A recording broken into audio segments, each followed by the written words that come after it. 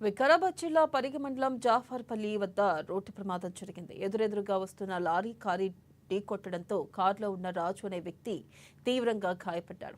గాయాల పాలైన వ్యక్తిని పరిగి పోలీసులు ప్రభుత్వ ఆసుపత్రికి తరలించారు. ప్రథమ చికిత్స అందించి మెరుగైన చికిత్స కోసం నగర ఆసుపత్రికి కుటుంబ సభ్యులు తరలించారు.